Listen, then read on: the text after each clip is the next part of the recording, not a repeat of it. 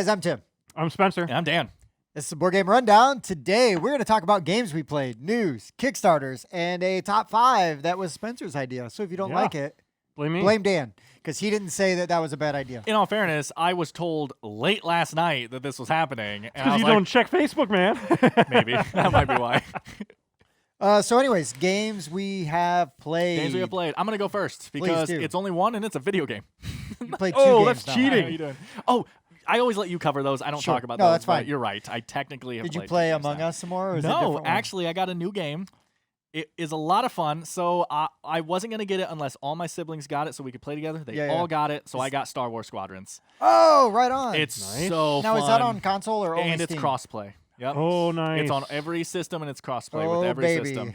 It is so fun, dude. I'll have to send you like a little clip of my stream. I purposely streamed it so I could show people the game, and I'll have to send you a little clip to see that. Yeah, I had so much fun playing this game, guys. Like, I don't know what the life cycle is going to be on this game because it's the same thing. There are 2 game modes. There are 5 ships. Shoot each other. You know, so Okay. it doesn't have a long. There's not like a bunch of unlockable there's stuff or anything like that? There's a lot of unlockable, but it's all customizing your ship, which is Oh, cool. sure. But once you get the upgrades you want, you won't care anymore. I gotcha. And the thing is, they have announced they're not planning on doing any DLC for the game or anything. But the point I is, can live with that because they DLC some games to death. well, not like only that though. Battlefront. Here's the thing: they will DLC this game to death. I'm telling you okay. right now. They are purposely wording it as we currently have no plans to do Oh, anything sure, because sure. they don't know if the game's going to be successful. Right. I'm telling you, after the first couple days of this game being out, it is going to be successful. And as Sure. long as the community doesn't die off because of the no end game stuff, like as Okay. long as people are like, it's fun enough to keep playing, they're gonna hammer DLC down your throat for right this on. game because it's Star Wars and it's Sure. EA and it's Yeah, well, that's So- the thing, right? Yeah. If it was a different company that put it out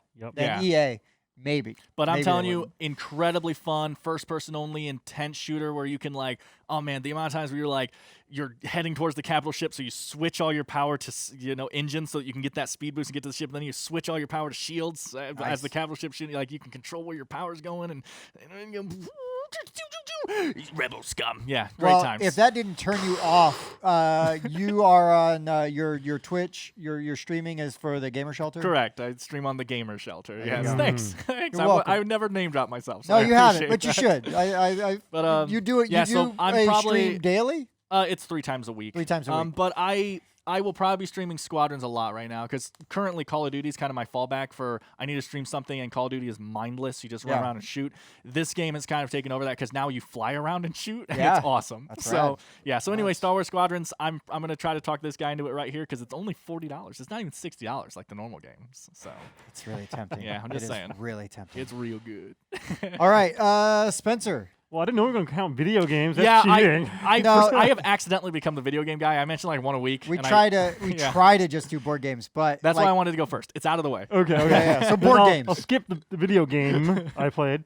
I played 2 board games this week, and both of them were new to me. Actually, they're new to pretty much everyone. Start with this one because it's right here. It's called Darwin's Choice. This is a game where you get to create piecemeal some critters. Unboxing. A little bit of an unboxing. Your cards have different parts of animals on them. Like that's the back of a tiger, the back half of a hare, and then you have smaller Tiger. cards. Hair. Birdie. Tiger. Birdie. So you can have a cobra head on that Nice. tiger with bat wings. Oh, cool. I'm okay with this animal. Yeah. this is a legit animal. I feel pretty good about our creature design here. And A you, flying snake-headed tiger rabbit Yeah. is terrifying. Dude, it's fast. It's venomous. It flies. Yes. What else do you want? and it's got stripes. yeah, and just- it's got stripes. It's fashion forward. yeah, and you're creating biomes and trying to make a species that fits in that biome the best, and then Looks like this shenanigans guy can happen. burrow. He burrows, yeah, which keeps him from being eaten because he's also a predator. Mm. So shenanigans happen between eras, and like the planets realign, and there's a flood, and it kills all the things that can't fly or climb, and Oh, okay, things cool. like that. And so suddenly all the biomes change, or some of them will change, and you have to make new creatures or mutate the creatures you currently have to make them fit with the new biomes. And so over time, you collect points with the best surviving species. My only gripe with the game, I mean, I played with my daughter. She's 9. She had a fun time with it. Don't forget those. Oh, thank you. The only gripe I have with the game is that it puts a lot of emphasis on that last round. If a species goes extinct, even if it's through no fault of your own, then you only get 1 point off of it, even if that species has been around for 3 eras and has 12 points on it. Gotcha. And so at the end of the game, it really becomes a rush to try to save the one species that has all the points on it, Sure. or to just make a bunch of throwaway species to get as many points as possible. And you might not necessarily be able to save that one species. Gotcha. Yeah. Yeah. That sounds But pretty it's neat. fun. I look forward to playing that. Yeah. That looks, There's that an looks fun. expansion I've not played yet, which is it involves dinosaurs and mythological creatures. So you could have a Finally get that unicorn I always wanted. unicorn-headed Tyrannosaurus Rex body with a dragon tail, Nice. Been there. and human intervention. A whole new part of it Oh, where where it just kills all of the animals. well, not Sorry. quite. Like pets are now a thing, and Oh, they're, okay. they're like a creature that can never die and is taking points away from others. You have, global warming that does different effects, or sea waste, and Deforestation. yeah, and Nailed so it. it affects how the species have to do to change to Rad. survive. That sounds cool. Cool. Very If- cool. Yeah, it's fun and it's new, and the artwork is nice. Yeah, so I like I it. recommend it. I like it. I think the other one you've played, the other 2 you have played, we have played together. Oh, then technically I've played 3. And technically, More. you might have played 4. I played 4 total. Okay. I can count. We'll cover one that we didn't play together, and then I'll do the 2 Okay. that we have played together. The other and one that'll we fill haven't us played out. together is just an expansion, but it's enough of a difference from the original game that I thought I'd mention it. It's called Not Dice Squared. It's just a little dice Oh, yeah, game. your not dice game. Yeah. Yeah, it's a dice game where all the faces of the die will be part of a Celtic knot. And it's a bunch of different puzzles or games where you're forming walls or patterns or books or things using the Celtic knot. But the Not Dice Squared introduces 3 new kinds of dice that are compatible with the original, but not all faces are compatible Oh, with sure. all other faces. And it adds a whole new element of play. So it was pretty fun. It looks really neat. It looks really neat. I like the puzzly aspect of yeah. it. Okay, so we played together today. Mhm. We played Mariposas. Mariposas.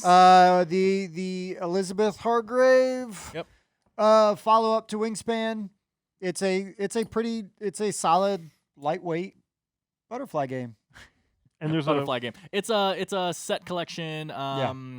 Butterfly game. I don't know what else to call it. Set collection. Set collection, action selection, I guess, because you Oh, choose sure. which action you're Yeah, gonna so, like- play out of your hand. So like, yeah.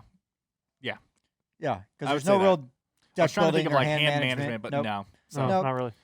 There's a it's- review of it, probably Yeah, like yeah. right over his head. Yeah, Wow. it won't be out yet probably when this is up, but once it is up, there'll be a dink. So Yeah, but that was fun. I had a lot of fun playing with you guys. We'll say more for the review, and then also played again, and woo, we got spanked Oh, hard. God, it was Planet so Apocalypse. painful. And some of this is my fault because I was like, oh, we can just randomly pick a demon lord to go against, and we randomly chose the hardest one. I just want to point out, we did a 5-player game, which is the most you can have, Uh-huh. where 4 of the players had never played before. nice. And we played the hardest. You had never played it, huh? No, never Okay. played it. Yeah. And yeah, that guy is like 3 times It was harder the than Spider anyone else. Mastermind. He's a stretch goal expansion. You know, like Just to give you a hint, some of the other demon lords were like, I have 18 hit points. Mm-hmm. He has 42 hit points, and every time you miss, he heals them back up. oh yeah, I didn't even tell you that part. Horrible. When you Or miss, he kicks you out. you either have to retreat or he gets to heal for each miss. Man, It It's was terrible. brutal. I love believe it. we ended the game and he had 42 hit points. I love it. It went poorly. So much for the game being a little too easy But- sometimes.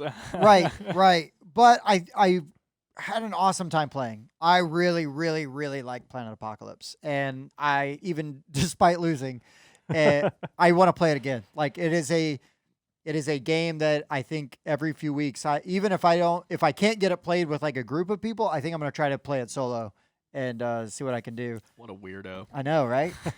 I know. So those are the 2 that I played. So we'll go into news now. Oh yeah, you had one more, no? No, those Okay. are the No, all the ones I Mariposa played. and- Newsy News. Newsy news. So, Awaken Realms fans, Etherfields. Oh, yeah, I don't know anything is about this one. filling. Okay. Now, it looks like people are getting their copies of the game. I didn't back it. Oh no, I did. Did you? I did. Oh, well, keep your I eyes needed open. to keep my eyes open. Keep your eyes open. It looks like it's a co-op where you're like moving through dreams and you're like learning about why you're there and what brought you there as like the more you play. Yeah. It has some amazing looking miniatures. I was gonna say in the only game. thing I remember Yeah. about it was I liked the artwork, but I mean it's Awaken Realms. And again, it's very yeah, cool. That's amazing why I backed it. artwork. Yeah. Right. So Etherfields is going to start popping up, and if it's showing up in people's houses, it's more than likely going to start showing up on game store shelves as well. And I will tell you what, I have not seen it, but Awaken Realms, man, Yeah, they're and almost a blind buy. no, 100% for me. If I had the money, I'd have every single one of their games. Yeah, they same. have earned my trust. Same. Actually, on that thing, I didn't write this down for news, but on that thing, I guess I should point out. You guys probably already know this, but also a Nemesis Lockdown Pledge Manager is now open. Yep. So- you can Oh, find yeah, that they on pledge. They pledge, GameFound.com. GameFound, yep. So yeah, so get on that. I believe they said it ends October 30th. Oh, I thought you were going to say third. I'd be like, Whatever. ugh. No, I think end of this month is when it ends. So make sure to get in there and finish your order this month if you backed Nemesis Lockdown. And if you didn't, go cry in Yeah, corner. yeah, you missed out, man. You Yeah. better hope Or it comes out. Just hope your buddy backed it. Yeah, that's I true. think this print run. I have a feeling that this print run with everything that they're making Yeah, more more. copies of regular I'm- Nemesis. So you know they, something I want to talk about too is this might be the most expensive game that the most people in our game group own. You know what I'm saying? Oh, That's maybe. true. Like I think it might be. Like that's how much we like this game is that Uh-huh. like Cthulhu Wars. We all like Cthulhu Wars, but I think only you own Bob it. has it. Bob does but have Bob's it. Okay, I've never never gets seen played Bob's because copy. mine's Okay. painted. But Did you back the original Nemesis campaign? no, but I got the original with Lockdown. Oh, but you did get the Yeah. original. Okay, yeah, good. And I'm yeah. doing 2-wave shipping, so I get the original in Nice. February, March. I mean, that's what they're saying, Did you right? do I will sun get drop on it? earlier. I couldn't afford it, but my brother's getting into painting, so I honestly Oh, probably wouldn't have yeah. done it anyway. I want to see what he Yeah. can do with it, especially because this Nemesis is actually probably my brother's favorite board game of all time too. So it gives him a reason to want to paint it. You know what I'm saying? If I Yeah. could paint, I would be doing yeah. it too. So It is my favorite board game. yeah, too. but anyway, a little bit more Awaken Realms news Oh, there. that's great. Let's see. That is great. What do I have? Look at Dan again. Guess what CMON announced? I actually think they announced this a while ago, but it's like officially on BGG now that CMON's The Last of Us board game Oh, is being yeah, made. we talked about that. God. So, Ah, I'm talking about how I wish Last of Us was a board game, but I don't know how to do it justice and Call the stuff. shot. And then, boom, CMON. Oh, what did Dan say? I do believe I did say when you were like, "This should be a board game." I was like, "I think they're making." Yeah. A board I game said of it. I actually think I heard about it a couple months ago that they were, and I just forgot. You've been incepted. Yeah, exactly. It was like one of those back in my mind things. But I was gonna talk about it anyway because it's my favorite game of all time. Sure. But yeah. So awesome, CMON making a Last of Us game. It's supposed to be like story-driven, survive the apocalypse kind of thing. Right. I think it's co-op. I read. I don't remember. There's just a short It's gonna description. be as depressing or difficult as this war of mine. I hope so. Because that I never is- played this That War is of Mine, a but- depressing and I difficult. mean, you played board Last of Us, game. the video game, right? Nope. Oh, you should. First of all, you're a moron. But second of all, Noted. it will be hard and depressing. Yeah. So but see, if it's not a fantastic game, it's just going to be a disappointment. yeah, but I just don't think I'll care. You know, I just don't think I'll care. That universe is incredible, and even if the board game sucks, it is still the best video game ever made to me. So All It right. was a really darn good video game. See, I didn't get bleeped that time. Oh. I said yeah, darn. Yep. Holy rusted metal. Spencer, you got news? I got one other bit, but I can do that last. Yeah, sure. I got CMON news as well. Oh, look at that! Hi, how you doing? CMON and Asmodee have Oh. gotten together to make a comic strip, a comic book series based off of the combined Android universe Oh. and Twilight Imperium games. Yeah, and when you buy them, you get more components for the game. What? Wait, so I know. so the Android and the Twilight Imperium are in the same universe now? Apparently, it's like Law and Order and X Files are in the same universe. I mean, Okay, that's I don't interesting. even know how that works. Yeah, I Right. mean, I'm okay with it. I don't know how it works either, but there's now a comic book you can read to find out. Yeah, Yeah, I guess. true. I guess You're not that's supposed true. to how it works. So the last bit of news I have, Renegade Game Studios has joined forces with Hasbro. They are going to make so Hasbro is basically giving them some IPs to make games Uh-huh. with. They're going to make a G.I. Joe board Okay. game, Nice. a Transformers board game, Okay. and for Dan to get excited about, Yes. a My Little Pony. What? I really thought you were gonna say something exciting there. Now I'm down. And then, so some of these are going to be board games, some are going to be RPGs. There might be some that are Oh. both. I've seen the My Little Pony one. So Is it an RPG? Yes. Yeah, nice. sweet, caring is sharing. Yeah. So I don't know. It's interesting. They're doing stuff. I am a child of the late 70s, 80s. So, G.I. Joe and Transformers, I will at least give a look to see As long as it's not Michael Bay. nothing Michael Bay ever. First movie's fine. Just saying. No, it's No, not. it is not. No, First it's movie's not. You are wrong and I First hate movie's you. fine. I also did not grow up with the cartoon. I don't care about the cartoon at all. Doesn't matter. Doesn't No, no. matter. First movie's It's fine. a transformer. They should transform First movie's when they're fine. trying to hide, First movie's and fine. they don't. They should also I be. had a half-butted was- argument about that, Tim. I said that they would make way too much noise transforming. It would be too obvious. They're Yeah. right outside the window. They'd be They like, all make. They all Listen. go.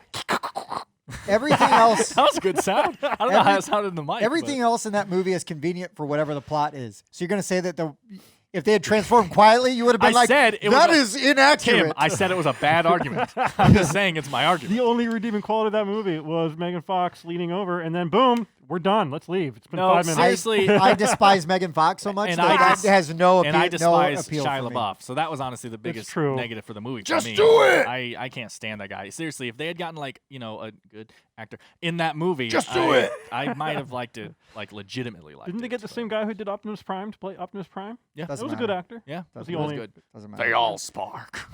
doesn't matter. It's Okay. all garbage. We have gone off topic. I have Okay. two little pieces of news. Please. Currently not slated for America, so it doesn't matter to us at all. But I'm excited. Just one Yep. is getting an expansion. That just That'll come to adds America. exactly. Both of these are basically guaranteed, but they're just not currently slated to come Sure. to America. So just one is currently only coming out in Germany, but it is or in German. It is 500 new terms and 2 more players. Okay. So that's 100 new cards and 2 new players, and then Concept. These are like 2 Oh. of my favorite party games. Concept is also getting a German and French version currently, and it is 110 new cards, which is 990 new words Oh, to choose from. nice. So Right on. yeah, so those are 2 of my favorite party games of all time, and I'm excited to see them both getting expansions. Just one will 100% come to America. Yes. Concept, I guess, is a little bit up in the air, but I think it's still. I think it's I gonna. think it's Concept's going to. pretty popular Yeah. here. I would say Concept is actually. I'm almost surprised there's an expansion coming out for Concept. Maybe that's why it's not for America, is because I'm surprised Concept hasn't got a second edition yet. Oh. That seems like it's about Maybe- up for a second edition. Maybe so- that's what they'll do. or a third edition, whatever it's currently on, a new Sure. edition. Anyway, that's it for me. Okay. Speaking of German, Oh my God, you just keep following me. I man. know.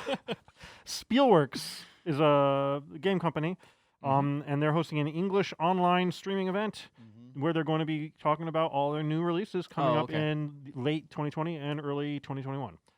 So check it out. It's going to be October 9th and 10th. Okay. Yeah. I don't know what they basically, do. Since there's but no Essen, yeah. it's gonna It's be. not. Oh, it's no Essen. Okay, so Kickstarter. Sure, Kickstarters. Oh, just in Kickstarter news, Uh-huh. Gone Bunkers funded. Oh, good. Yeah. Congratulations. It's Yeah. a pretty cool game. You And, guys are going to enjoy it. A friend of the show, Tyler, I believe, backed it. Oh, Like, he nice. played it and liked it Yeah. enough. He wanted to back it. So yeah, I Gone had- Bunkers has funded. Who wants to go first on Kickstarter? Because I have one that's not technically Kickstarter, but I wanted to mention it because it was Kickstarter as Banned. of about now. Oh yeah, you said it was going to end. it was going to probably end, but today. right about now. Okay. Yeah, Which so means 3 days ago. 3 days ago. Right. Sorry, 4 days missed ago. it. It's called Type 7. And the reason I wanted to mention this one is because if you like to make models, especially those wood laser cut models, like U-gears and things like that, this is a laser cut model of a German U-boat that you're putting things together as part of the game. Nice. And you're putting it in. It's a solo and 2-player game. It is super complicated. It's like playing Axis and Allies. That kind of Yeah. things way over the top detail. Because let me see if I could just give an example of some of the things you have to do. You get to finish missions, build torpedoes, build ammo, deal with the map, weather, airstrikes. You can either dive or rise. You have sonar. You have periscope. You can make new tech. You can have damaged ships. You have to make mines and avoid mines. And this is just A little bit of it. I am confused that you are building the submarine and the parts of the submarine at the exact same time that you're out on missions. So as you the actually submarine. have the submarine out, and as it gets damaged, parts of it will affect that. So you're moving parts in and out, and you use ammunition. Parts of it. Okay, so it's like you're stopping at a dock to repair and No, stuff. no. It's the boat itself has part of a map out in front. It's the water, and it's got 4 sections in front. So it's just a representation of what is happening to the boat as you go on the mission. No, sure. I'm just trying to say thematically, they can't build more torpedoes on the submarine, surely. No, I don't call know him that. Shirley. And you are correct. Yeah, I was just it I was could just be, wondering. Could be, yeah. Don't worry, I got your back. Yeah. It's an interesting. I just wanted to mention it because I've never seen a game like Yeah, that. no, it before. sounds really interesting. Like So definitely worth a look. So if you want to be a German U-boat captain, Who because who doesn't? doesn't? Yep. First, go to school. But then Right. also, this Learn game. back in German. time, Yeah, learn German would be important if you're not already German. and then go back in time, Yeah. Mm-hmm. or just buy this game Yeah. Right. if it comes out. Probably the cheaper option. Yeah, it's like the Occam's razor kind of thing, right? The Occam's razor, One of yeah. those is more complicated than the other one. You want to do a Kickstarter? We'll Sure. just go Dan will around. do a Kickstarter. Dan has a Kickstarter. Dan's first Kickstarter is called Impression Okay. by A Games. So it is 2 to 4 players, 15 days left funded, $57 to $68 for May of next year. Now, what is Impressions, Tim, you may ask? What is Impressions, Dan? Thanks for asking, May Tim. I ask? Honestly, I don't have too much information on here. No, it's like I didn't write anything down because there is I couldn't. There is It didn't so leave no, an impression No, on there you? is so much in this game Oh, that okay. I was just like, I'll just ramble for a second because like so You're good the at that. the point of the It'll let the good impression. so the point of the game is you're making you are companies that are like making like books stamping? and Oh, stuff. okay, printing. like like the picture on the art book is like the chisel kind of thing, like the Okay. old fashioned thing, but in the actual game it looks like leather bound books kind of thing. Sure. And you're like different like production companies making your books, and so you have workers that are moving around the different shops and taking actions. Then there's this world map that is going around where you're like building factories. Sounds on like this a heavy world map. Euro. Yeah. And then you have like a dual layer. Well, as long as it hits the stretch goal, which it looks like it will, you'll have a dual layer player board that you're keeping track of the contracts that you're currently working on, like a barrage. Mm-hmm. You know, you get the contract system, and there is literally so much going on in this game. There's like 5 different boards out, and then Nice. everyone has player boards, and I'm just like, like, What's I happening? couldn't compute, but I was just like, this looks heavy and Nice. awesome. I don't care Nice. about the theme at all. Sure. But I was like, that looks like a really well made game. So I just That wanted to sounds talk really about it. Like, interesting. check out Impressions just to see how much work looks like it's been put into turning this theme into a good game. That's awesome you know? because somebody's So- probably really passionate about yeah, that, right? sure, yeah. So Yeah, right yeah, on. I thought that was very interesting. All right. Lost to Time. Yep. Like 2 weeks left. when this comes out. It's just over like 50% funded.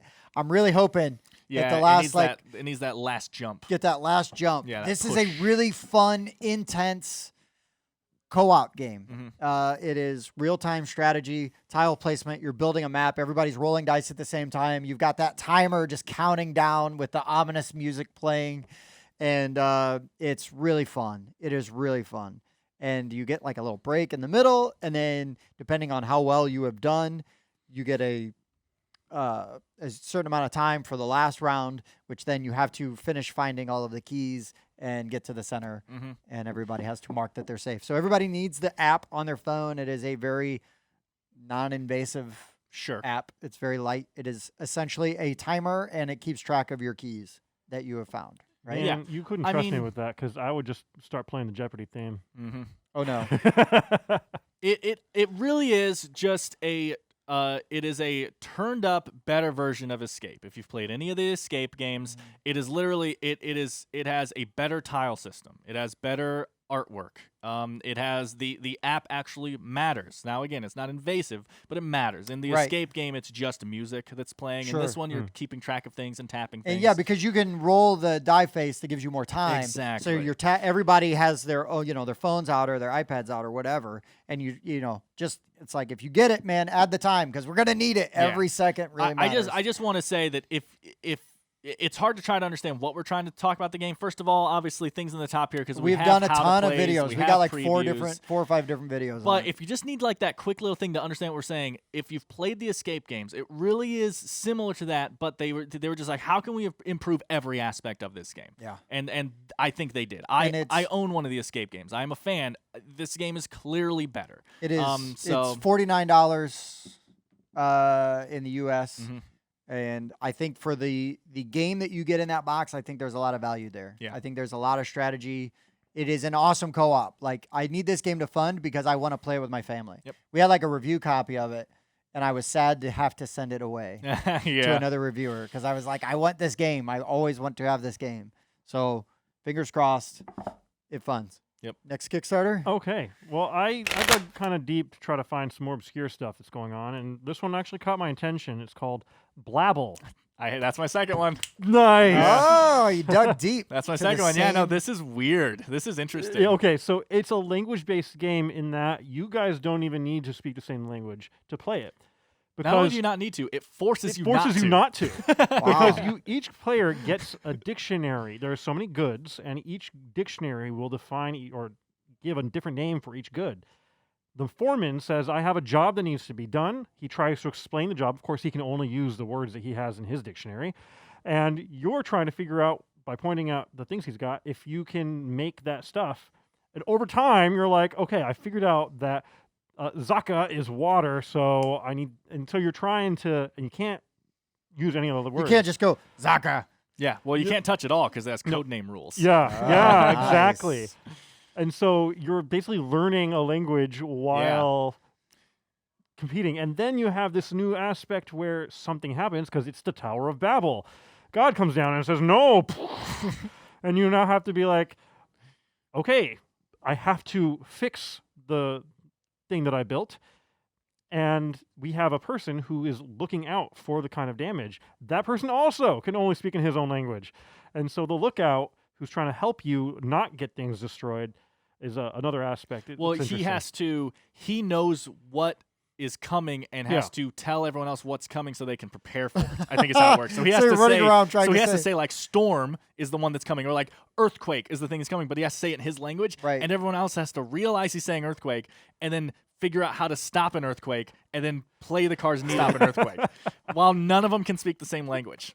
It is such an interesting This sounds system. really exciting. And I want to point out too, because I knew this was going to come up, and the way you said it right, everyone gets their own dictionary. It's literally like 2 cards that just say like brick, wood, stone. It's just like 2 Oh, cards that just sure. go through Yeah, the materials. They And so just there's a call bunch it of them. They dictionary. can mix and match, and apparently Uh-huh. there's different orientations you can use with them that change the words as well. So it's got a lot of replayability. Yeah, and a very important part of this game, right, just like language, is so a lot of languages come from the same root, right? So you can start figuring out, like, okay, he keeps saying, like, vicata. I don't know what that means, but I have a word for brick that's vicat. That's really close. That's, Right. He's probably saying brick. might be that. It might be that. I love it. I love this. And I guarantee there's going to be a nonsensical- game where it's like, oh no, I was reading the wrong. Yeah, and the That's the fine. coolest thing about this game is it means that you could literally sit down with a bunch of people that don't speak the same language as you, because they're being forced to speak a random language too. So like, yeah, you can literally just, it's completely, this is like the most language independent game I've ever seen because it forces you to be language Right. independent. That's pretty awesome. So yeah, I don't think I have anything else that you don't have except that I have. So it's 3 to 9 players. There's I don't know. 27 days left, and it's almost funded. It's close. Yeah, Sure. Halloween. By Halloween. Okay. $27 to $34 for March of next year. Other than that, There are some extra language packs available if you buy it.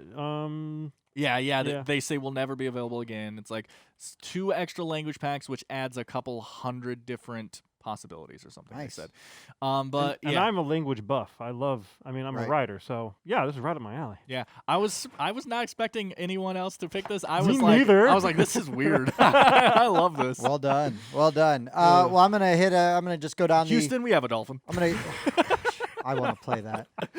I'm just gonna go down the rundown greatest hits. Mini Steel Yep. Wait, on Kickstarter. that was gonna be my doing next well. one more. Yeah, no, you Kickstarter? guys just did one. You guys Yeah. did no. You did one. He's just saying he's currently I'm just- going down. Yeah, the my hits. next the next Oh, ones I alright, have. Yeah, alright. calm down. Gotcha. You're good. I'm You're good. I'm good. Mini Steel, $16. Yep. This is gonna be my next one. Man, it's good. It's a tiny little box, and it's just a stack of cards Yeah. and some tokens and a Again, die. Kickstarter preview right there. I do need to edit myself slightly. I feel like I watched the video back. I always do. You know, I make sure everything turns out okay and that I look like an idiot. I mean, don't. It is a strategy card game. When I say luck based, I do I not know. mean the And game. I jumped on you a little bit. I do not for mean that. the game depends on luck. I get that might be what you take as luck based. What I'm saying though is there is a lot of luck in it. Right. It's a card game. Obviously though, it is a strategy card game. There's a lot of strategy in that game. It's just that if I'm talking about a game that has luck in it, I'm going to use the term luck based. Like that's just the term I use for That's that. fair. So like I was watching back, I was like, man, I'm really making it sound like there's just no skill involved in this game. I know, That's and not what that it is wrong. There's Yeah. a lot of strategy and timing with when you play the cards. It is an awesome 2 to 4 player, like everybody versus everybody. Mhm. Yeah, little skirmish game. Little is what I skirmish call game, it. and Cool. it probably would be done in like 20 minutes. Yep. Because once one player goes down, they all start toppling. Oh real yeah, quick. it's And, dominoes. Yeah, and man, it's really well balanced. It's really well yeah. designed. No, that was my biggest takeaway from it. I literally sat back and I was like, wow. Yeah. Like that felt so balanced when it came down to like that 1v1 in the end. you Yeah, know? that mini steel is really good. I would Bring it to next game You night. need to look it Yeah, up. sure. Yep, will do. Literally like a little box this big. Yep, Yeah. a little cube. Little cube. All right, Spencer, what else you I got? had one more. Of course, I don't know if you have. No, I was just You're going to done. talk about Mini Steel, so I am now Okay. done. Yeah, sorry, stole your last You're one. good. From Flat Out Games, it's called Cascadia. Oh yeah, I looked at this. You Yeah. looked at this Cascadia one. looks neat. Okay. It does look neat. It's a tile-based game. It's a puzzle game where you have a tile set up in a specific way, and then at the beginning of your round, you get to choose between a combination of a tile and a little critter token, and you have to put the tile somewhere in your setup and the critter token somewhere. But all the critters have a requirement as to what kind of environment they can be on or next to, and what other creatures can be near them and stuff like that. And so it's just a cute puzzle game. It's Sudoku. It gets. kind of. Uh-oh, I gotta look. It's a 1 to 4 player game, but they say one player is basically the same as multiplayer, so it's an easy way for someone to learn the game. Sure. Okay. It's just 30 to 45 minutes. It's only $29. And if you order it before the 22nd, or if you back it on Kickstarter, let's be official, you might get some cool promo cards that. Oh, right on. That's it. All right, my last one is. Yes. Oh, well, I was just gonna say I'm gonna do like a little honorable mention here, just because there's no way Bob I think wouldn't have talked about Plunderous. Did you look at Plunderous? Only very light. So it's like I don't know anything about it because I'm pretty sure you backed it. Yeah. Well, so first of all, there is enough time that I will probably talk about it next week. It still has enough time left that it will be overlap. Yeah. But basically, it's like a sandbox pirate game and dual layer player boards. Oh yeah, you know Bob's in. Yeah. So You know Bob's yeah. You know Bob's in. This is a cool looking pirate game. So my last one, there's like 27 days left. I'm pulling for it as well. We have a review copy. We've played it a bunch of times. Spencer, I think you will be really interested in this game. It is called Regency by Peak Games. Actually, where is it at? It's up here somewhere. Yeah, it's here somewhere. Woo! Up here, if you can see it. You may not be able to see it. Anyways, this is sort of like a historically based hand management set collection card game. Yeah. Because there is hand management. Yep. Is it luck? Is it just luck? I mean, there's some luck. There's some luck. But Yeah, I'll no, gi- honestly, the luck is very mitigated in this game, though, just because of how this is one of those games, right? It depends who you have in your fiefdom.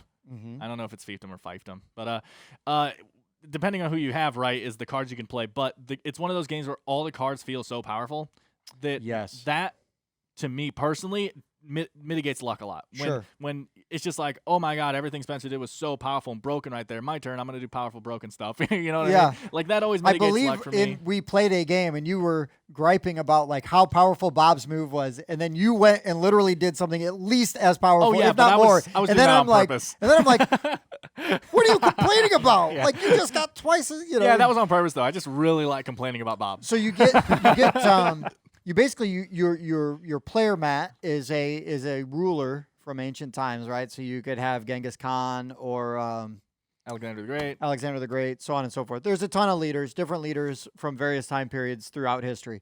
and they have a caste or an attribute assigned to them. So like if they were a religious leader, Charlemagne, you would get well, we suggested, and I don't know if it's going to go through. Sure, we'll but see. we suggest basically you can use card abilities that have the religious icon on them. If you have citizens, so say you are Charlemagne and you've got religious stuff, but you've already recruited like military-based citizens to your fiefdom, then you can use the military cards. Cool. There are 6. Is there 6 or is there more? Now I forget. Basically, you need to get one citizen from each caste. Oh, yes, there are 6. To fill out your player board. First person to do that wins. You do that by playing event cards from your hand, which you can. Oh, and there's also a lineup essentially that rotates as people get bought or recruited or whatever, and because you can use the card from your hand. It'll have a like a money or gold symbol on it, so you can use that for gold to sure, buy. like a classic deck builder system, right? Right. Where it's like, do you use it to buy more cards, or do you use it for its So ability? all your Yeah. cards, almost every card in your hand is going to have two purposes. I like that. And so you can use it to buy guys. You can use it to like steal guys from other people's fiefdoms. You can manipulate other people's hands. There's defense cards, so you can play to counteract things. It's really fun and interactive. There's a lot of strategy, and I think the art is pretty good. We have sort of like a rough, Of course. pre-production copy. So I really want this game to fun because I want to see what the final art Yeah. looks like. And have you played Villainous? Yes, once. I was gonna say, because I kind of explained this game. It has a similar kind of feel as Villainous, where you have your own board and you're doing your own thing and getting this stuff. But it has, I don't know, it just has the exact same, to me, take that feeling as Villainous. But the nice thing, which is part of the reason Tim is enjoying Regency, is it does not drag out. It's faster like than Villainous. Yeah. Villainous Good. plays really good until you get to the end game and someone's close to winning, and then you play for another hour and a half. We Right. talk about that all the time. Yeah. This bashes Regency on. has not done that yet. When we Nope. first started playing it, that was my number one worry because of how it felt like Villainous to me. I was like, man, this end game might be terrible, and it wasn't at all. We Right. played it multiple times. It has Right. yet to happen. And we've thrown in our 2 cents as far as like some tweaks to some of the Sure. cards and the way that, but we play a lot of deck builders and things like that, and so we'll see what happens. There are some things that if they didn't get changed, but the game funded, like I would just house rule and say, and I don't think Sure, that that's and enough. I don't to, think the game is bad without the changes that we suggest No, either. it was It solid. just makes it more thematic. Yes. is what we were It was doing. solid. It makes it a little more asymmetrical. Exactly. Yeah, but it's overall at its core, anyways. It is a really solid Mhm. hand management set collection game, and I enjoy the strategy of it. And also, it plays in like a half hour, so it's great. It's really good. And $29. When this comes out, it'll still have plenty of time on Kickstarter, so I'll keep talking about it. Yep. And we will probably have a review video up of it soon because I want to do that. Yeah. That's it for me on Kickstarters. I am done. Top 5 list this week. Uh, Top 5 games that have inspired or influenced. Yeah. Something like that. This was weird. This is an interesting list, and I took Yeah. some angles with So, it. so Yeah, I I have think we all had I to. have one particular angle I took, and we'll see what you guys think. All Well, right. I I hate personally- it. Yeah. I personally decided I was going to steer away from, like my favorite games. Of course. Sure. And I was also going to try to be more, these are the games I did that got me into the hobby and Mhm. things like that. That was the way I thought about it, Yeah. and I changed the way I did it because Ooh, I I find wanna know how this- you did I it. want to talk about this. Is why. So, Okay. yeah, my list is like games that have influenced different aspects of my hobby, like Sure, and like how this I is- interact with the hobby. Okay. So it will present itself. So as we mine, go. I might as well just say it now before we get into this list because you guys have said it. So mine's interesting, guys. You ready for this? You guys ready for this? You all ready for That's this? it. I'm not saying. Okay, cool. Bum, Let's- bum, bum. Spencer. So what I did basically is I am currently working on 2 board games. Like designing.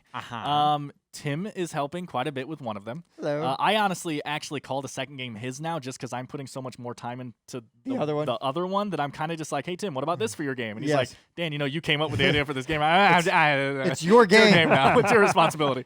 But so what my list is the 5 main games that I that influenced me to design the game. Like the thing I took mechanics from these games Sure. and that's and fine. kind of wanted to make my own That's thing. fine. So I think that's fine. That's what mine is. That I is wanted to go that is different. an influence or inspiration of its own type. Yeah, so I would exactly. say that directly applies. Who wants to go first? I'll go first because I also have one thing I want to add as an addendum. Okay. And this is your list. this is This my was list. your idea. I also had to remove an entire category of games from this list because I have played so many. It's not even a category; it's a specific developer. Steve Jackson games. Okay. Okay. So I have Munchkin's played not like gonna be on your every list? freaking Steve Jackson game there is. Okay. And There's it a would lot of just them. be too unfair. And he for did me. GURPS, right? He did Yes. GURPS. Yeah. So Yeah. And I'm not kidding when I say I played every single one. yeah. It's yeah. it's crazy. So I also Well, I don't purposely think went out the- and did not include any Steve Jackson. I don't think games. Your anybody's number going to 5 come. should have just been Steve Jackson.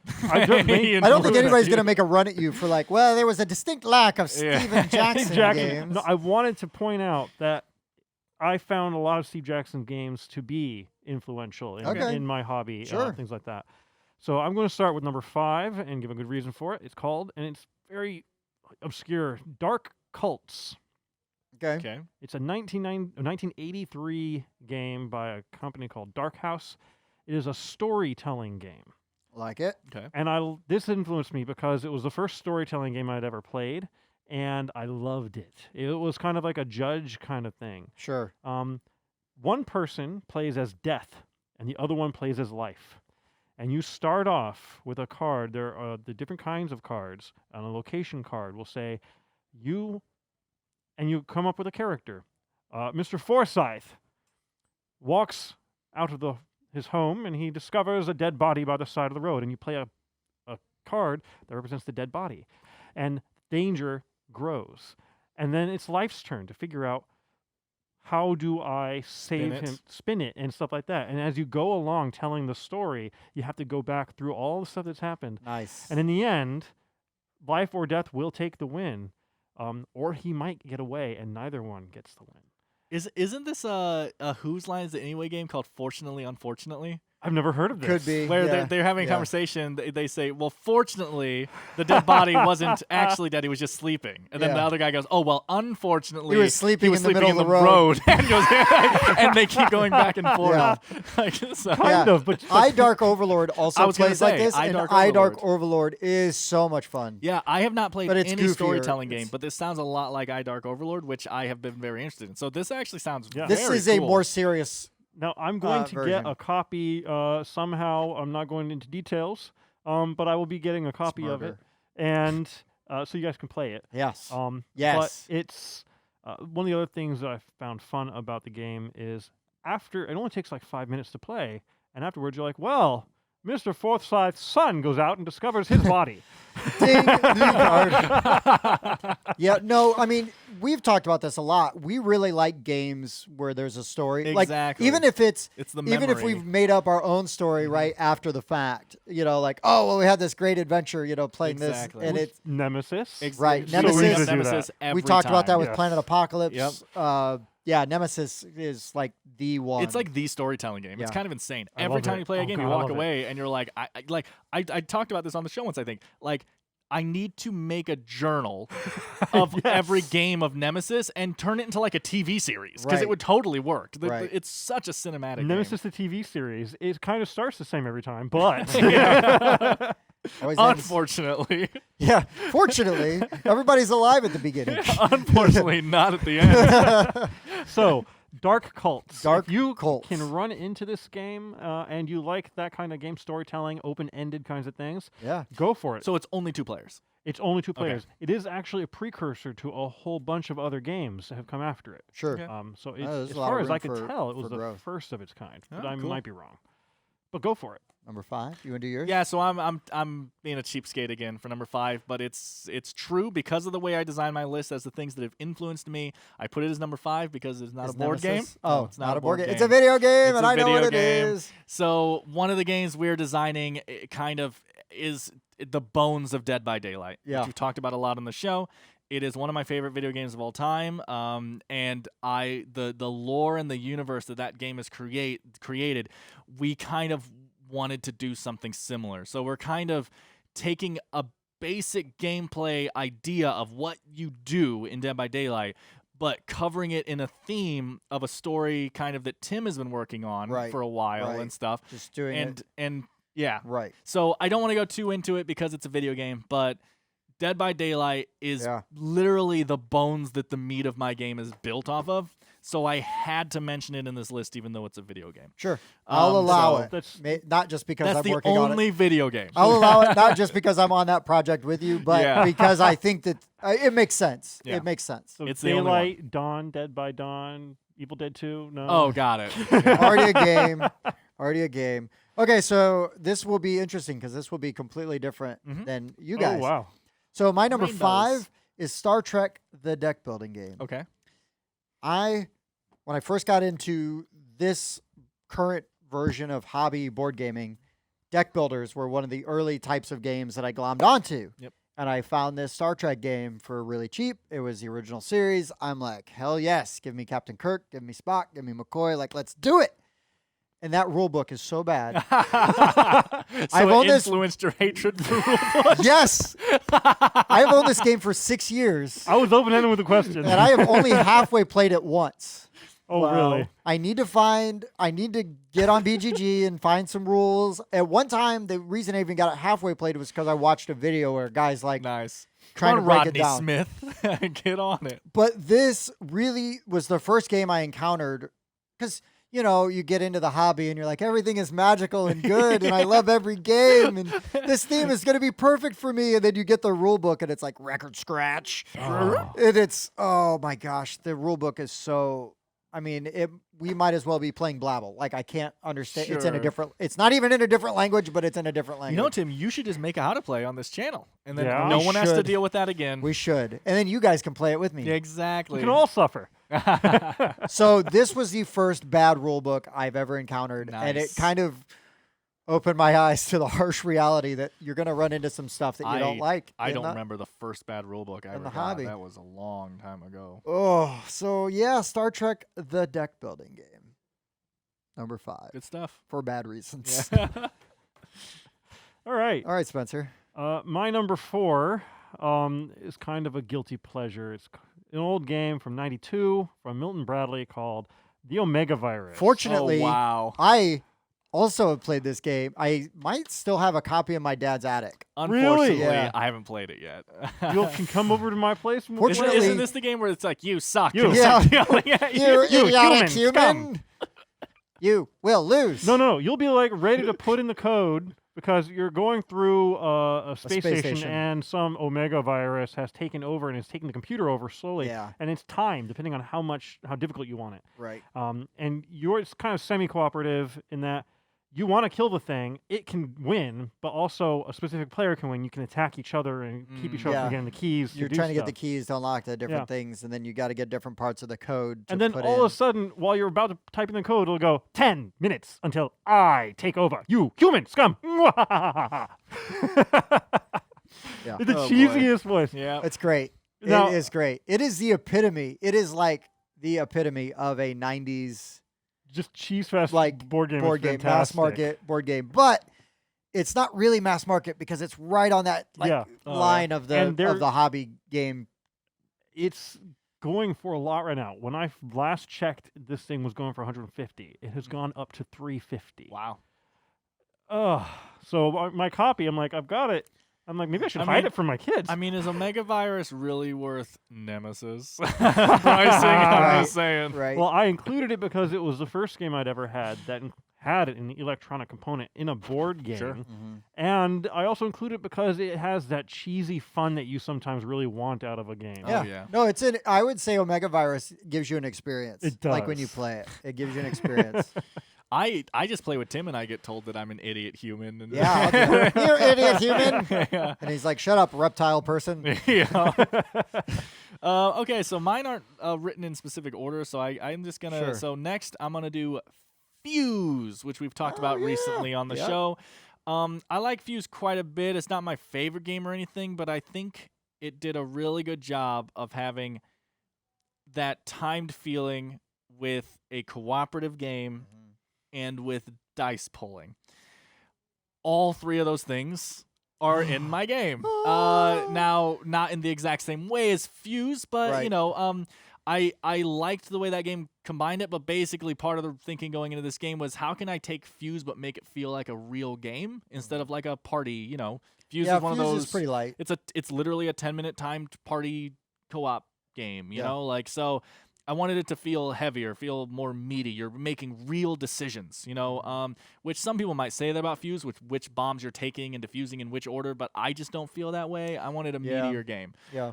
So I took basically every mechanic of Fuse and was like, how can I turn this up a notch? Re-implemented and sort of changed around, or maybe of enhanced. course. Like I said, it's not going to feel like it at all because they're not actually used in the same way. No. But there's timed elements. Right. There is some dice pulling elements. And I like dice, like the bag draw. Like I think that's fun. Yeah. I like that part of it. So yeah, Fuse by Kane Renegade? Kalenko. So yeah, Renegade. And it's a cool little hard. Well, you can pick the difficulty, but you should be playing it on a hard difficulty because then it's really intense. Yeah, So, yeah, it's fun. Well, you taught me to play Fuse. And I Yeah. had a good time. I technically really liked incorrectly. That's all all right. Then we fixed it. it. We did. We still lost though. Yeah, we did. We did. All right. My number 4. My number 4 has broad, like the roots into all aspects of my gaming hobby. Fantasy Warhammer. Okay. So Oh, wow. Warhammer, but specifically the fantasy version of it. I started playing in like the 90s with friends, and I already sort of had a love for strategic like war games because of like Axis and Allies and Risk and stuff.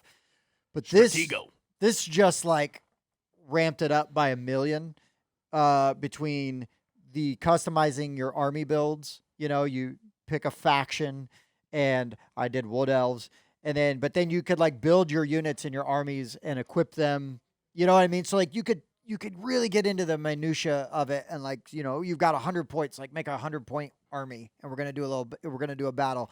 But then to have it like the terrain could change depending on when you're playing, because we would go to our game store, which is actually here, and they already had the terrain and the table. So it would be like you would take turns picking pieces of terrain like hills or Sure. woods and different things like that. And it just, there was so much depth to it. And it was really like one of the first times where I got into, because like Risk is the most vanilla plain version of this. And then Axis and Allies, you get some seasoning because they kind of customize, you know, the countries that you're playing as, and you know, different units actually do different things. And then this just takes it and ramps it up, and it just really sort of started to seed that love that I have for awesome miniatures and components.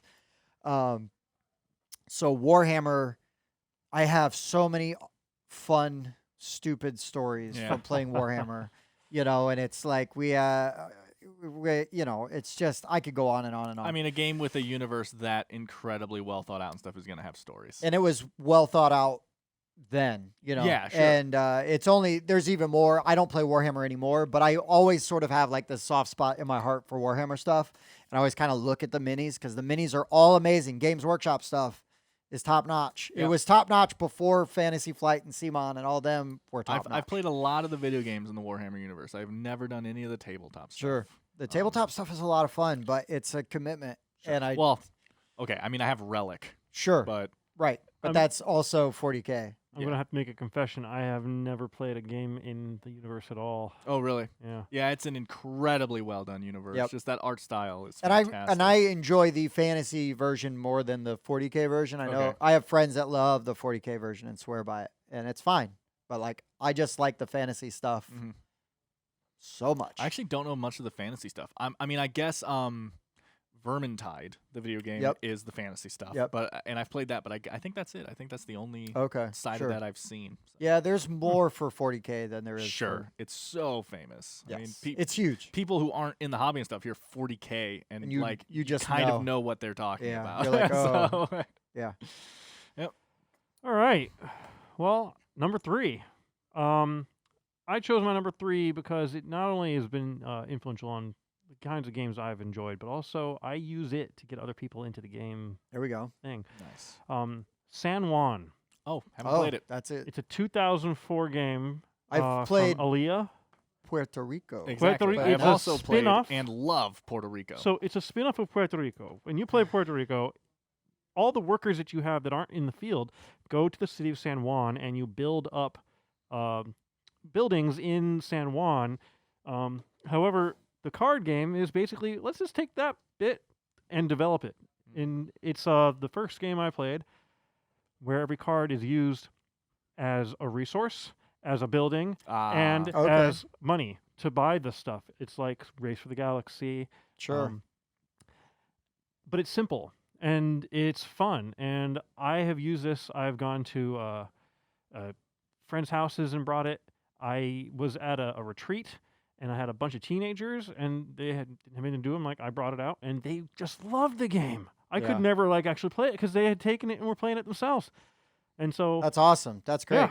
That's great. Yeah, I've never played it. I've heard good things, and like I said, I was blown away. This is so weird to say, but I was blown away the first time I played Puerto Rico because I played it like 4 years ago or something. So recently, Me too. and I was like, man, this game holds up. Like love You might have Puerto had the same Rico. experience I did, where I went to a game store. Yep. It was set up on a table, and he goes, "You want to play this?" Was it Dave? It was Dave. Dude, I said- he's good at selling that game evidently because Yeah. I was blown away. I was like, this want game holds up play so again. well. I saw the framework of so many things I like. Like I was like, Yeah. oh, Yeah. the I don't know what it's called in Twilight Imperium, where you take the number of what you're right. going to be and everything. I Yep. was like, oh, this game did that. And Yes. this has You know, the like- same deal. I would have added Puerto Rico. Basically, San Juan and Puerto Rico together are just a great combination. But yeah, you have a governorship is who's Right. goes first to choose the jobs. Mm-hmm. The jobs are a little bit different in San Juan than they are in Puerto Rico, Sure. but it's just the same concept. That is one of my favorite mechanics of all time. Yeah. And I want to work that into a game somehow. Yeah. I love that choosing. Yeah, it's so good. Well- It was one of the things that really made Twilight Imperium stand out to me. And then every time I played a game since that has it, I'm like, I love this Yeah. mechanic. Yeah. And Race for the Galaxy is one of my favorite games, if not the favorite game. And it is basically taking San Juan and developing it a step further Mhm. or two. Nice. Nice. Which is why I love Race for the Galaxy, and it all started because of San Juan. Awesome. That's romantic. It is So good. Oh boy, what Number should I 3? do next? Okay, next I'll do another really obvious one. So, going back to the last number was about the contingency game. That'll be the code word for it, contingency. Now we're going Ta-da. back to the Rifts game. That'll be the code word for Oh, it, sure, yep. Rifts. Spectre Ops. So Ops, because yeah. basically I wanted, so again, going with like the fuse thing and stuff like this, I wanted to take game mechanics that I don't usually see put together or that haven't been put together like in this way, at least not very much. So I wanted to make a hidden movement game where, so Spectre Ops, but the 4 people are hiding and the one guy's really powerful and hunting them down. And I have done extensive research. So This usually is- hidden movement games, it is one person is hidden and secretly moving, Yeah. and everybody else is visible. Exactly. And I have Inverted. yet, like literally, I did extensive research and found like one game that does multiple hiding people with one visible person.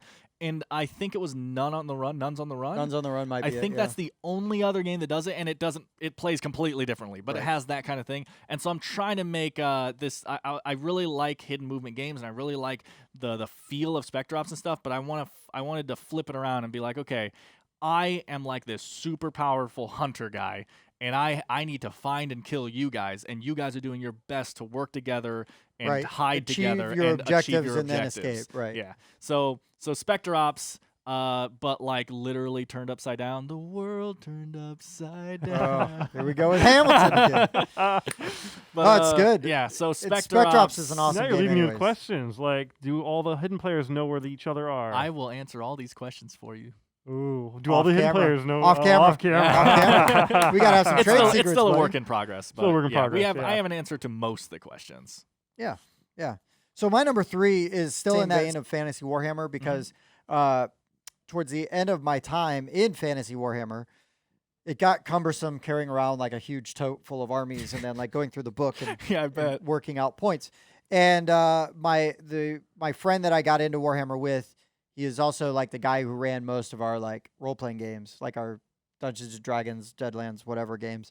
And he introduced me then to Mordheim. Oh. So Mordheim is the smaller version. Mordheim was like Okay. this city that was ruined, like hit by a comet.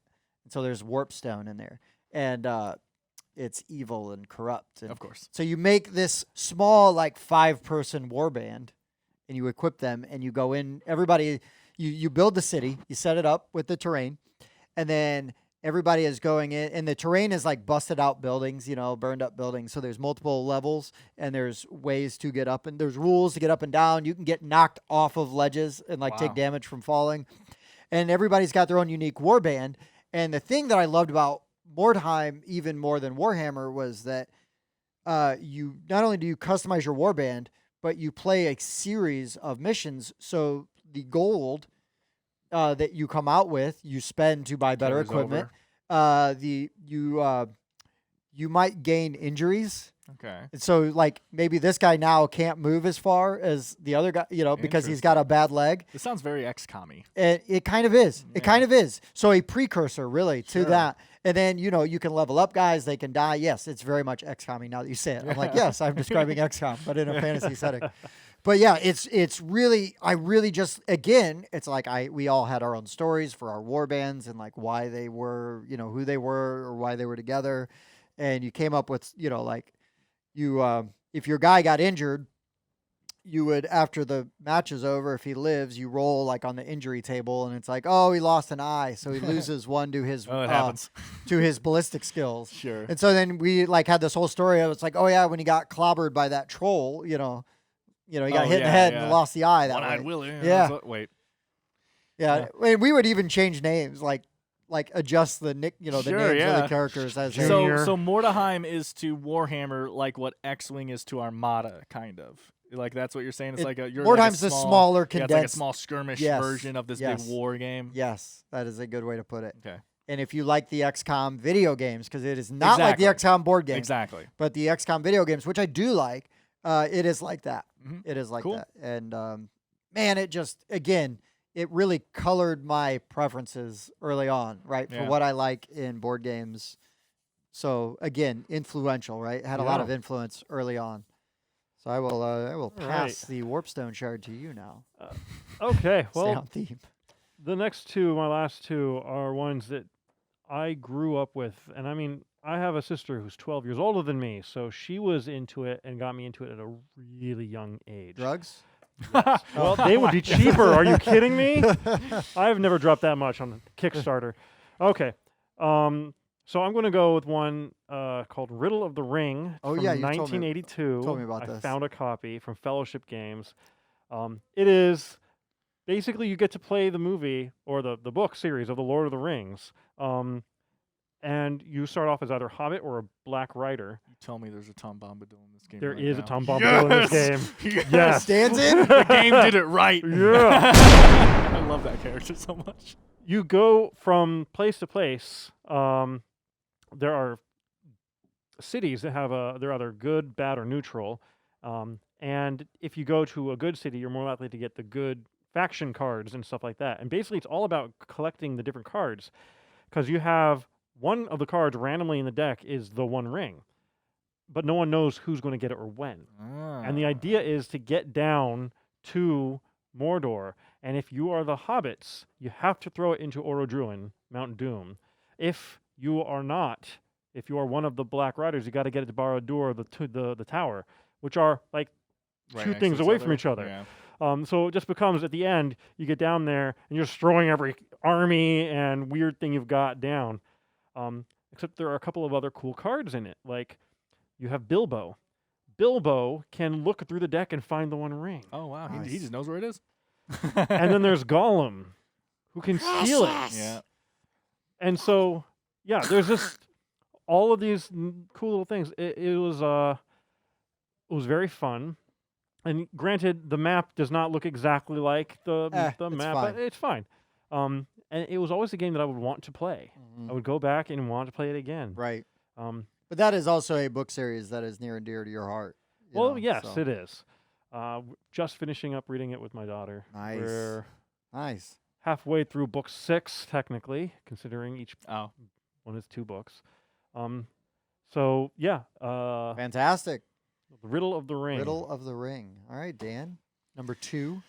Number 2, what are the odds? I might have purposely worded it that way earlier. My number 2 is XCOM. Yeah, all right. So there's not too much to talk about here because XCOM has similar things as some of the other games already mentioned, like Fuse and stuff. But the way that XCOM handles timed phases instead of just the entire game is timed, I love that. That is becoming one of my favorite things of having planned phases and timed phases where everything happens. You know, like I'm liking that a lot. And then just other than that, just how deep what you're doing is. Like it's not an easy game to teach because each role is different. Exactly. Has a different so job. different and you know, even before like root and that stuff, it's like you got to know okay, you're the commander or whatever. You have to budget us and know all this stuff and plan all this out. I can't help you. You got to know what you're doing with that because we are timed. And then you know, and then while you're doing that, the scientist guy is picking which research we're going to research that round depending on how many villains he thinks are going to show up. And then all this planning is going on, and then and all this is timed, right? Blah blah blah. We're doing it, and then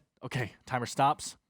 Let's see the repercussions of our actions. Yeah. And it goes through phase by phase, say, okay, this happens, this happens, this happens. How much research did you have? Do you inevitably, have you're this? like, no! Yeah, and everything, you're always like $1 short. Or you know, you might overplan, and so the commander puts too much money into the budget, so you got everything you wanted. That's cool. But now you have all this extra money sitting here that just goes away at the end of the round because he budgeted so poorly and stuff. And I love the way XCOM handles the tough, cooperative, asymmetric nature of it in a back and forth timed planning phase. I love the way it does that, and it's something I looked into quite heavily when I was like, I want to start designing something. I'm gonna have to play this game. It's so good. XCOM's good. It's solid.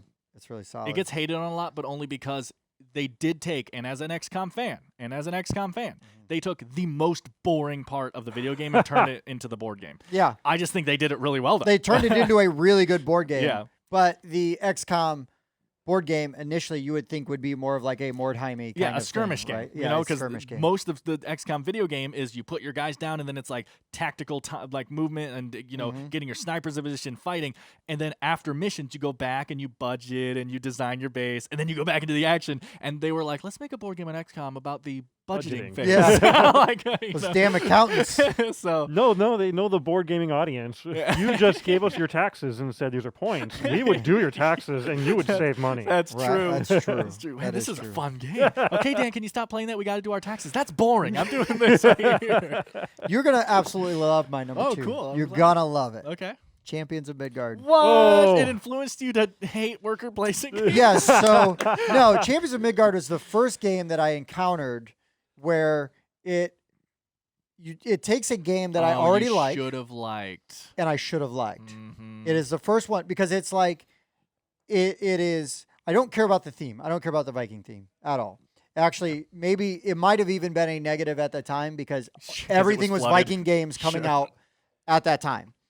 Doesn't matter. The rule book, not great. First edition rule book was not good. Yeah, I don't know. I doubt I have first edition. The rule book is fine, but there is stuff in weird places. Okay. So we had some issues. But like, for whatever reason, and I haven't played any of the expansions, but for whatever reason, like Waterdeep, right? I love Waterdeep. Yep. Absolutely love Great game. Lords of Waterdeep. We'll play it anytime. Yep. It plays similar, but it adds some different mechanics and aspects of it. And things that in other games I tend to love. Sure, and it enjoy. plays similar in the way that they're both basic worker placement games. Sure. And then they have their separating mechanics. Right. They've got some things that do that go different. Like I'm not a guy that hates rolling dice. I love rolling dice. You know, it I like adds rolling that. dice too. His sister Beatrice Dice. Oh boy. Cool. Too. Oh boy. But this was one of the first games that I encountered that I was like, I sat down and I'm like, I'm gonna love this game. Like this should be great.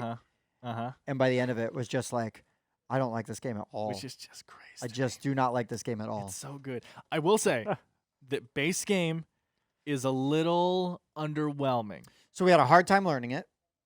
Which is unfortunate. I did not have that problem, but that is unfortunate, obviously. Did not really care about the theme, which is fine. Did not care about the theme. But I just... The artwork's real good, though. The artwork's fine. I said it's real good. The original components. Actually, you know what? The ice trolls and everything, they look Yeah, great. that's what I mean, the monster design. You're absolutely right. They look great. I even... should really like the aspect of getting the dice that are like unique workers or soldiers or warriors or whatever, and you're rolling those to fight to hit specific combinations. But when I play it, I'm just like, okay. It's just crazy to me. We gotta play this game again. We do. With the expansion. We do. I gotta say. Also, there's something in that expansion we never bring up because the biggest part of the Valhalla expansion. Have you played Champions of Midgard? I think once a long time ago. The biggest thing we talk about with the Valhalla expansion, because it drastically changes the game, is that usually in Champions of Midgard, you are rolling dice. They are your workers. So you could send, just like Stone Age, right? You could send 20 workers on this thing. You roll all blanks, and you're like, everyone died. I mean, they wouldn't really. The monster would kill 2 of them, then you'd roll again, and then it would kill 2 of them, then you roll again. But so Valhalla adds it to where every time you lose a soldier, you get their soul. And then their soul is currency. So you can offer up souls to the gods. So like Jorgenmander might say, if you give me 2 pink, 2 red, and 2 yellow souls, right, the different soldiers, you get this gift from me, which is a powerful new die or endgame scoring or something No, that like sounds really interesting. It's incredible. I also forget, though, I don't know if we've ever told you this, but we definitely don't talk about it as much. It also makes the game asymmetric. Your character you're playing as now gets a second additional power that is different and a blue die that is them, your leader die, and then you can choose to send your leader on missions. But they might die, in which case it goes away until you do a certain thing to get your leader back. I think you have to offer souls to the gods to get your leader back. Or if you roll the certain head, the like 6 or whatever, which is your leader symbol on the die, his special ability activates, and it could like turn the tides of battle, kind of thing. Cool. And so the fact that it makes it more asymmetric and at the same time adds all that soul thing, it's literally game changing. Sure. Now, yes, a game we've talked about this should not rely on expansions to be good. I'm just saying that this game is just worth it. I don't care that it's so much better with the other expansions. The game is so much better. But yeah, it was probably the first game I sat down and then was like, oh yeah, this should be awesome, and was just like, yep. So what you're saying is he needs to try it again. With the expansion, 100%. Yep. And he said he will eventually. Oh yeah, no, I definitely. We just need time. It's on the board game roulette shelf. That's true. And until it gets, Bob takes his home after. Yeah, this game desperately needs a new edition that has the expansion that makes the game better built into it. I think that would benefit greatly from that. All right, Spencer. I think that's one of the games that I played once, and it left such a small impression on me that I'm like, I think I played that game once. I'm not entirely certain. I mean, I liked it a lot with the base game, but I can see that. Anyway, that's it for the Champions Rant today. We'll be back next week with another one. That's how it works. Sure. All right, number one. Well, now you're making me wish that I had put the number one thing that made me bad. Oh, bad influence. No. He's just a very negative person. My number one is very positive. Okay. It is so positive. My number one is Arkham Horror from 1987, Chaosium. Specifically the 1987 one, because it's nothing like the modern Arkham Horror. Sure. The 2nd edition, 3rd edition. I don't know what they're up to. And this is the Arkham Horror, the board game thing. That's like Eldritch Horror. Thing. Yeah, it's a board game. Mm-hmm. You're literally just walking around the city of Arkham, and you get to choose one of a variety of characters, and each one has different stats. And also at the top of the board, you have all of the different realms that you can go to. The Library of Lang and the Abyss and the Dream Worlds. And I don't remember what they call Pluto, but Pluto. Yeah. Which isn't a planet anymore. And so you're going around, and a gate will appear, and it goes to one of these realms. And one of the players has to go. So it was basically the first co-op game I was in. One of the players has to go into that gate, which takes them to one of these places, and they have to roll a die, 2 turns. And some of these are really mean. It's like you have to make a fast talk roll, or you're dead. Yeah. Okay. I will say 2nd edition also has that aspect. It does have that aspect, but the 2nd edition it's longer. It takes it's a lot. 3rd longer. edition. I've heard it's 3rd really edition long. streamlines. 2nd edition. I haven't tried the 3rd edition yet. But also has the ominous something is coming at the end, and we all know Nyarlathotep is going to come. But in this one, you have just a bunch of chits, and you got to take one out, and that's the creature that came with the gate, and it could be Cthulhu. Right. You don't could know. Just be a ghoul or a cultist. Yeah. And you can the axe wielding maniac, and you can kill them. But if it's a black one, including the axe wielding maniac, and Cthulhu and all the Elder Gods, they go back into the pile. So you're always going to have these things coming at you. Right. It was also the first game where I realized you can look at the character and you can make your own, because the way to make them is just, it was really easy to figure out. Like, oh, all these stats are here. I can house rule this. Oh, got it. Yeah. It was like the first time I ever realized you can house rule a game. And yeah, so. Right on.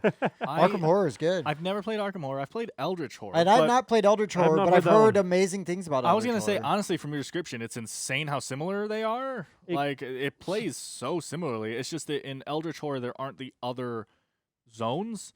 It's just that portals open up and then a bunch of demons come out of them and you have to fight them. And you're like globe-trotting, right? Yeah, and you're globe-trotting and you're solving investigations. And you have to solve investigations to stop the Elder God from doing his stuff. In this one, every time a zone opens up, which increases according to the number of players, you go up the doom track. And if you get to 13, you lose the game. Yep. The only way to lower the doom track is to get an Elder Sign. And when you close the gate, you have to seal it. And so you actually have to go around the town finding these things, weapons and Elder Signs and stuff.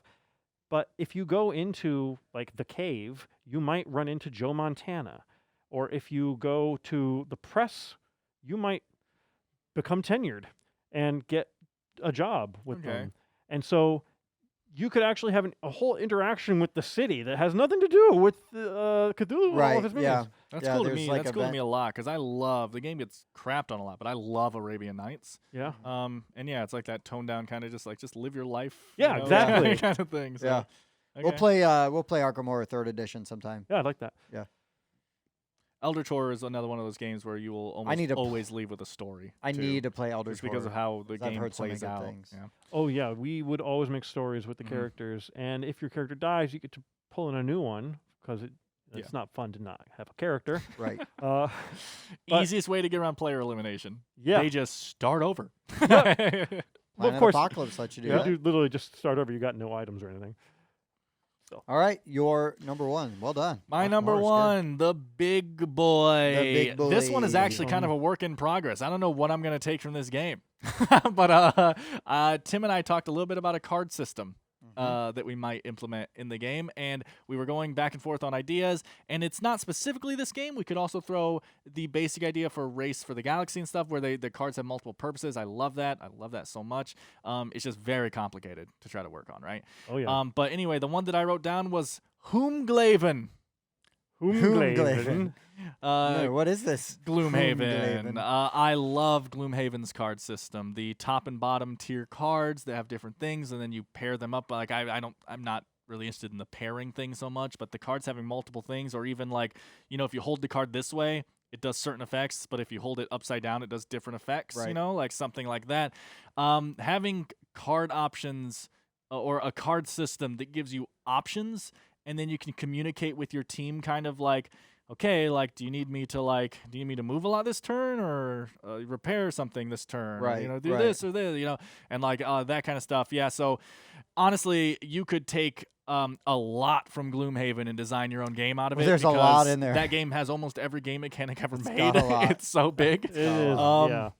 But so I'm mainly looking at the awesome card system that Gloomhaven has, as simple as it is, really is deep with the decision making that you're doing there. So yeah, I the last one I'm just going to talk about is the big boy Gloomhaven. I could take 1,000 things from that, but right now I'm focusing on the cards and seeing what we can do with the cards. Make that aspect work. Yeah. I can dig it. I can dig it. All right, my number Final one, one. Yep. my Last shining one. beacon of non-negativity. This is the first Kickstarter I ever backed. Oh. Okay, so it influenced you with wasting money. Well, not wasting. No, Throwing not money. wasting. But this was the first Kickstarter I ever backed. It's the first game when I got into hobby board gaming that I bought that was of this type, and it is a throwback to all of the games that I grew up loving, like Axis and Allies and even Warhammer. This was the first one you ever backed? Do you know I'm what it is? I'm just guessing in my head because of what you just said. But Cthulhu Wars. yeah, I was right. Was yeah. the That was first the game- first one you ever backed. And you went like totally all in on that too. I did. He's a crazy person. It was a huge gamble. was a huge gamble because it was way expensive because I went all in to get everything. Well, technically, I think Nemesis is the first board game I've officially backed, and I went basically all in. So, you know what, Tim? Good move. Oh my god. Good move. But no, this game I had already played the for game, me, like it had my Lovecraft theme Yep. that I love, right? I'm in. And those miniatures. I actually played the Call of Cthulhu role-playing game, which was helped designed and written by Sandy Peterson, Uh-huh. who made Cthulhu Wars. The sculpts for the minis and the not so minis are all just absolutely amazing. And again, it kind of was like going back to that Warhammer, the old Games Workshop miniatures and stuff. The asymmetrical players, right? Like the factions all play different. So when playing Warhammer, right, every army is different and plays different ways. So it kind of like went back to that. Like it really just cemented my love of asymmetry. It cemented my love of amazing components, of good artwork. I mean, the map itself is a little, but I didn't mind it, but I also know there's like 37 freaking maps or so something. there's so many maps, and it's.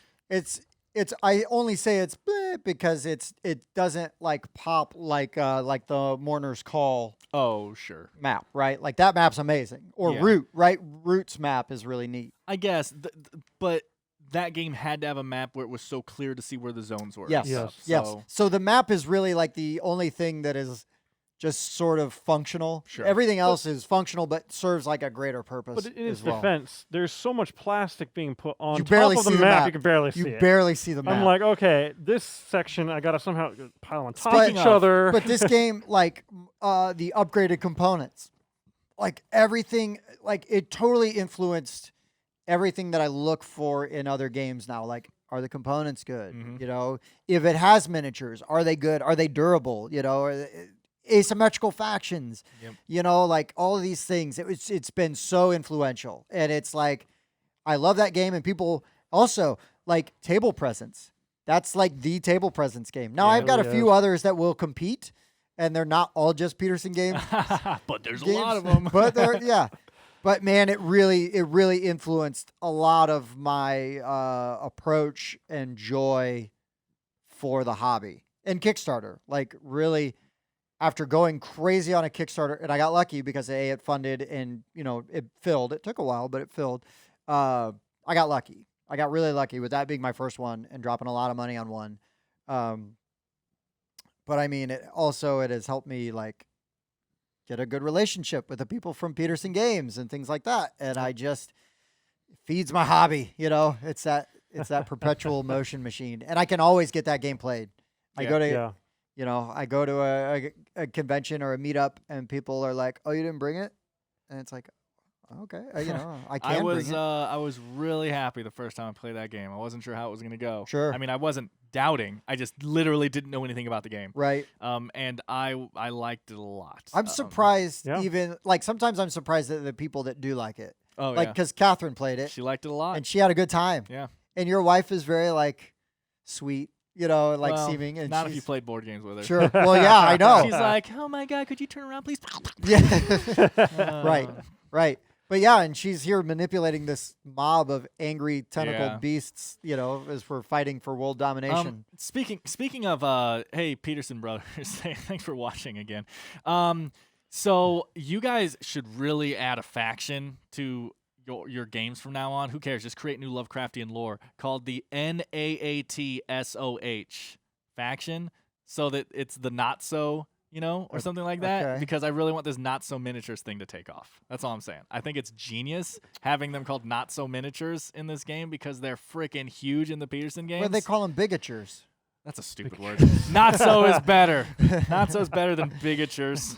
That sounds like, like where are a you that sounds like going a with this? swear word in a different kinda language or does. something. Not so's a little too much like Nazi. I'm I'm okay with that. It's Lovecraftian. Yeah, Lovecraft was not so cool with his xenophobia. But If yeah, anything, man, if it's better. it checked a lot of boxes before I even knew that I had boxes to check. Yeah. And put some new ones in. Sure, that's kind of what Tapestry has taken over for me, right? That I've talked Yeah. about so much is because now I'm just like, okay, what are the components like? What are the boards like? What are the pieces like? And Yeah. how does it feel? How's And, this gonna I play? love Tapestry so much. and that's so. why I'm like Nemesis for me was it just checked all these boxes. Yeah. And I Right. knew I was going to love it before it came. And I was like, if I hate this game, I'm going to kill myself. Yeah, I knew I was But no, gonna I love loved it it. from the box art. Yeah. Oh, yeah. And then Bob opened it, and I was like, I'm going to love this. And then I played it, and somehow my expectations were still blown away. Yeah. So, Yeah, it's so much fun and amazing when a game does that. And Yeah. that's like just the joy of the hobby, yeah. right? Cthulhu Wars. Cthulhu Wars was my numero uno. Yep. First, Why am I not first in surprised? hearts, first in minds. Yeah. We should keep a running tally. Of how many times? How you many mentioned. times you mentioned Cthulhu Hey, Wars. you know what? I intentionally leave it off of a I was lot gonna of say lists. it's probably less than my tapestry It'll already. be. It's It'll be. embarrassing. We'll keep a little tally over here for that one. Over me. For, It is for not on Nemesis, many of my top 5 lists Yeah. specifically because it'll be on all of them. I could put it. I could find a way. I Sure. could find a way to Top weasel 5 it in. games about butterflies. And I think we're getting to a point soon where I'm gonna have to do a. Actually, I think when the last Kickstarter fills, yeah. we will finally do a Cthulhu Wars We're going to need a review. bigger table. You keep saying we. I don't think that it means what you think it means. We are gonna gotta do. I'm a just saying, have review. fun with that. Oh, you know. Well, you're gonna sit there and listen to me just gush. I get it. I get it. Hey, what influenced you? That's my question. Also, that was my question. But there's probably links in the description, and there's a white and black exclamation point up here. Leave a comment. Please? Yeah, do that thing. Thanks for subscribing already. Yeah. we appreciate it. Thank you for liking and stuff. Comment. You guys keep us going. Oh, hey, Tim. Yo, hey, How many subscribers do we have right now, Tim? we are at 99 right now. 99? I keep waiting. You know what? Let me Yeah. Let me just look. Man, If you you're- talk, give if a you're hug that to the 100th person. subscriber, we will name drop you. Oh. Unfortunately, for some reason, a lot of people subscribe privately, which I didn't even know was a thing. If you have We're your still at profile, 99. If you have your profile set to private, then it doesn't tell us your name when you subscribe. So if you subscribe privately, we won't name drop you. So But guys, we've got reviews of all kinds of games. We've got like Growl. We've got Half Truths. We've got Smartphone. we've got just came out. Nemesis that we just We've talked got about. Planet Apocalypse. We've got Kickstarter games like Mini Steel. We've got Yep. a preview. If you And want Mariposas. Mariposas, there will be a review of that. So we got all kinds of stuff. We're wanting to be doing more how to plays. They're just a little bit more complicated. We're trying to figure out how we're going to do them that is different. You know, Sure. we don't just want to like why make a how to play video if it's exactly like everyone else's. So right. We're working on that. And we're open to suggestions. You got Yep. some ideas, throw them at us. Always suggest you wanna stuff like see. please fire Tim. Oh, sorry, I wrote that. That was on my second account. Man, I was on this shining hill of hope. And Yeah. all happy. And I have to It's keep gonna the be like, level, man. Number 100 is going to be like, see more butts. It's going Yeah. to be me. more Yeah. butts. But thank you for watching. Please check out our friends at the Board Game Mechanics. They've got a pretty okay podcast okay. and a YouTube channle. Yep. Jason and Katie do a bunch of stuff over there. And Game Talk Network, our umbrella company, they're awesome. They support us. They do other things like Magic the Gathering and miniatures like Warhammer and stuff like that. It is not just board games. If you like everything that has to do with things that you do on the tabletop, they don't cover making dinner, but Right. other tabletop things like the things I just mentioned. Top link in the description, Game Talk Network. All that. Anybody else got anything? Spencer, thanks for joining us today. Absolutely. Hi, it's been a I hope I while. can be here more often. Yeah, nah. Feel the love. I've been fired. There's probably going to be an empty chair. But yeah, so for the Board Game Rundown, I've been Tim. I'm Spencer. I've been Dan. Thanks for watching. We should keep a running tally Of how many times? of how many times you mentioned Cthulhu Hey, Wars. you know what? Cthulhu Wars. Cthulhu Wars. Cthulhu Wars. Thanks for checking out the Board Game Rundown. If you like what you saw, like, comment, and subscribe to our channel. Share our videos on social media and spread the word. We publish new content weekly, including reviews, unboxing, and Let's Plays. And as always, thanks for watching.